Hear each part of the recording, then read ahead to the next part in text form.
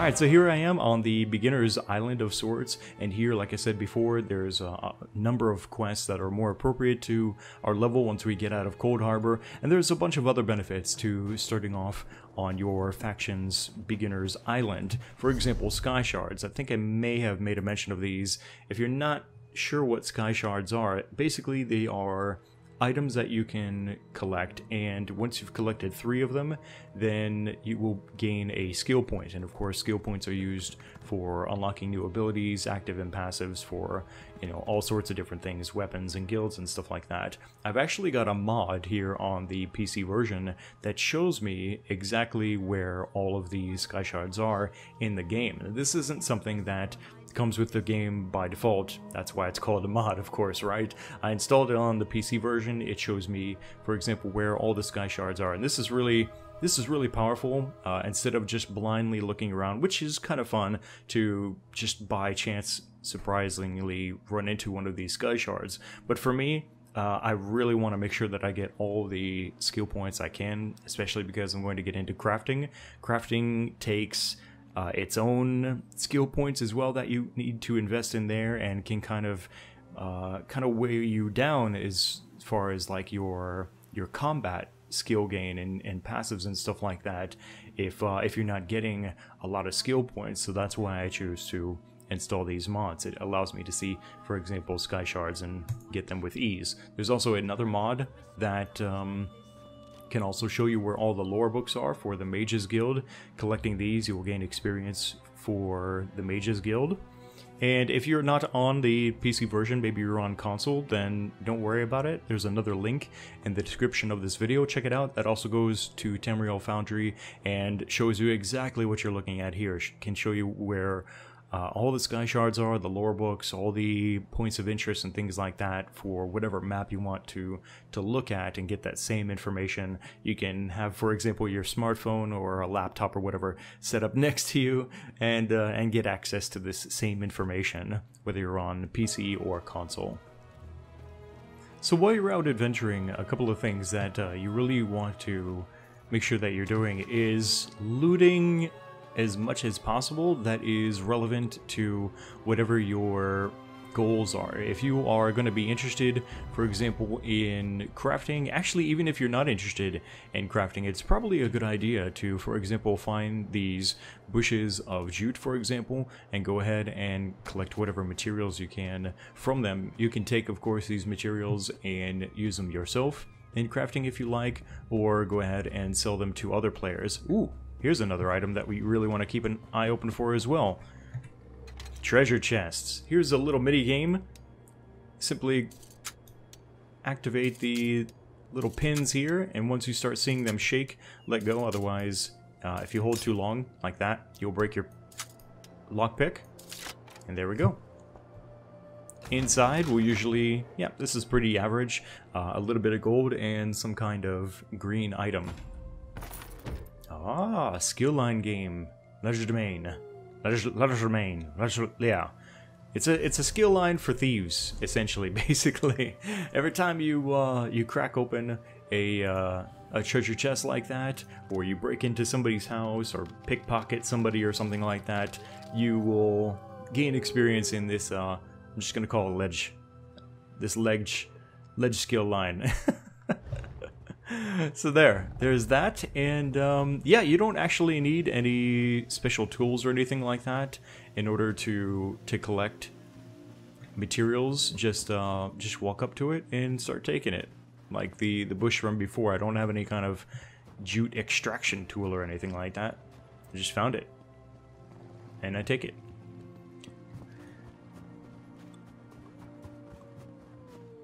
Oh yeah, also from killing wolves as well, in similar kind of creatures, you will be able to salvage, for example, like these rawhide scraps, which are used for clothing.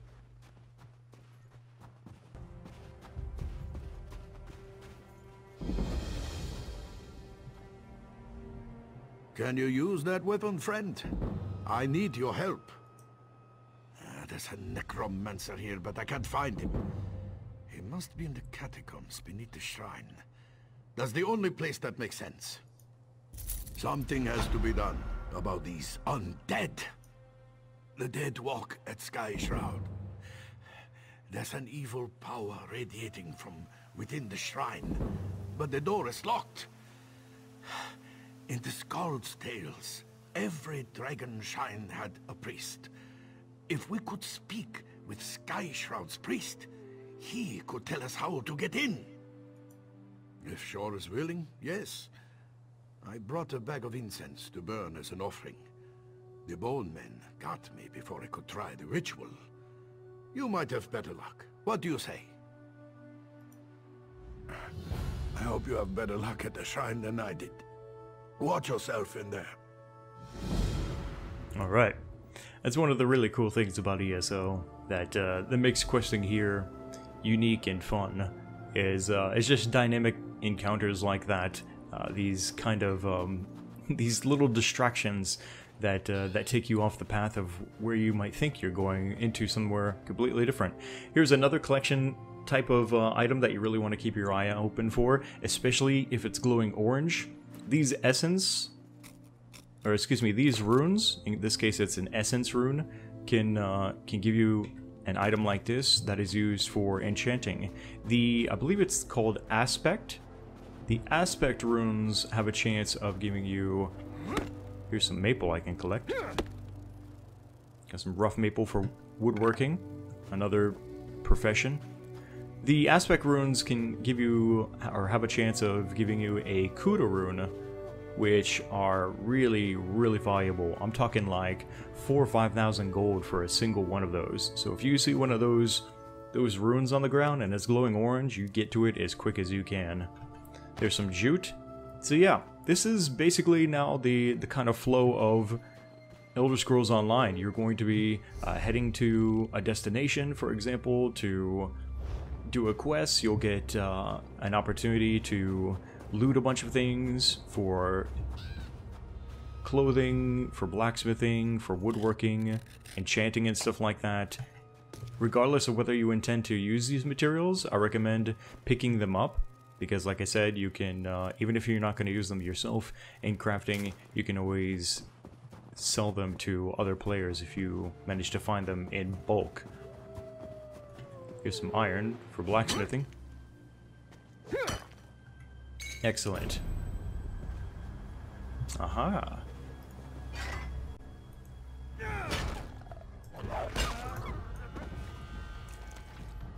Some scraps. Some more maple.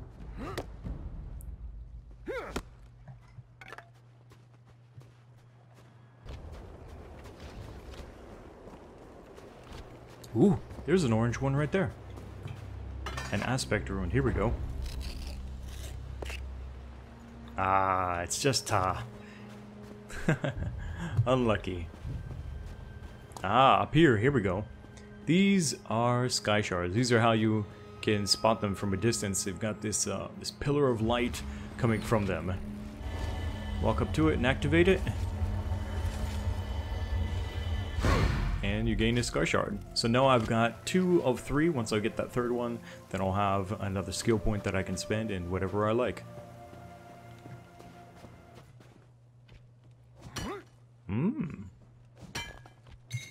Getting pretty lucky today finding these chests.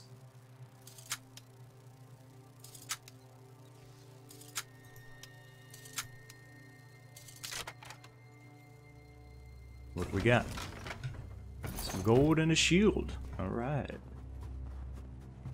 Alright, so with all the collecting that you'll be doing, you're probably going to start to run out of inventory space at some point. Well, we're going to head back to town and talk about how to increase your inventory and what's the more efficient way of going about that, especially towards the beginning of the game.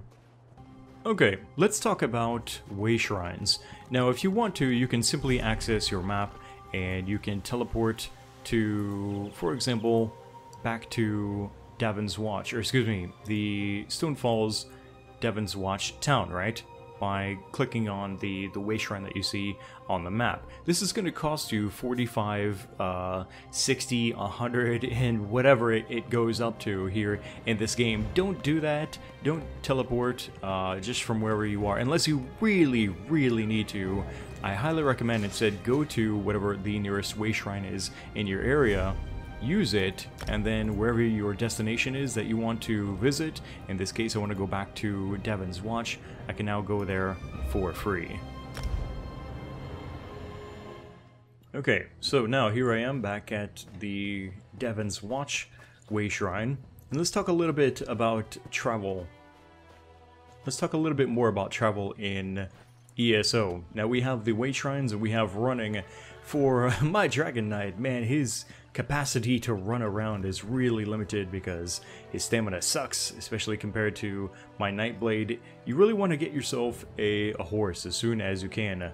One of the ways I recommend is, if you have the extra funds, just go ahead and, if you don't already have the Imperial Edition for ESO, you can actually buy it as an upgrade on the Crown Store. The Imperial Edition will give you access to some really cool things, including the Imperial Horse, Imperial Race, a Crab, and the Pledge of Mara. This is really the value that you're getting best out of this bundle here. Imperials as a race are really cool. They're quite well rounded. Not really a master of anything, just a jack of all trades kind of thing. But yeah, that horse, man, that horse is really nice. You can, of course, just get individual mounts as well. Instead of buying the bundle, you can get yourself a Gwar. Who doesn't like Gwars?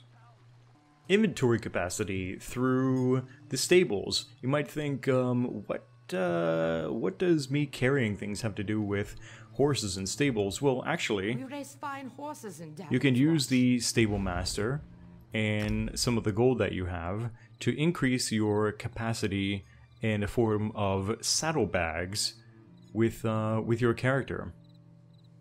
And I don't actually have 250 gold, but if I did on this character, then I could click to upgrade my capacity, my saddlebag capacity, and it would give me one extra slot. It doesn't sound like a lot, but compared to the costs of upgrading your personal bag later, it actually becomes a lot cheaper.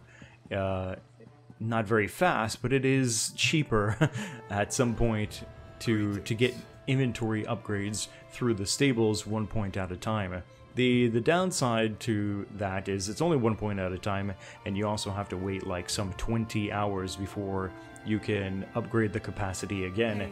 It can take a while, so you don't really want to rely only on the capacity upgrades from the stables to increase your inventory. You really want to visit a place like this. Here's a guy, and you can see the bag icon. You can also see it from, I believe, here we go. If we highlight the scales icon, we can see down there at the bottom, you've got Ajold, maybe is how that's pronounced, with his bag icon, and he will give you access to upgrades for your inventory. All my bags are genuine Skyrim Orachide. There isn't one stitch from any of those weird critters around here. So, buy backpack upgrade, and once again, if I had the money on my character, which I don't actually right now, I could go ahead and purchase that extra bag space. This is going to give me 10 slots, additional space for my inventory. You'll start off with 60, so for only for 400 gold, that's a good value, right, compared to the stables. But after you purchase the first and the second bag upgrades, it gets a lot more expensive, and you probably won't have the gold to get those further upgrades anytime soon. But they are definitely worth getting. Invest if you can. Save your money to go ahead and get those bag upgrades for your character. This will of course allow you to carry more gear, more materials for selling, for crafting, for whatever. Inventory space is really, really important in this game. That's all for now, guys. I hope that you are enjoying the Zero to Hero guide for the Elder Scrolls Online using this Nord Dragon Knight character that I have. I will continue to make these videos talking about a variety of different things, like I said, for just basic stuff like how to get the most out of your character and your adventures. I'll also talk about crafting here pretty soon, and as I continue to level up on my main character, I'll be talking more about what that experience is like, and also some things to keep in mind there. For now, I want to hear what you guys have to say in the comment section below. Let me know what kind of other advice you think is also good for letting other new players know. It may be something that I might be talking about in another video, but yeah, go ahead and sound off down there in the comment section any advice that you have for new players here in Elder Scrolls Online. Click the like button to support these ESO Academy videos, and stay subscribed. I've got more videos on the way soon. Thanks again for watching. My name is Kinetic, and I'll see you next time.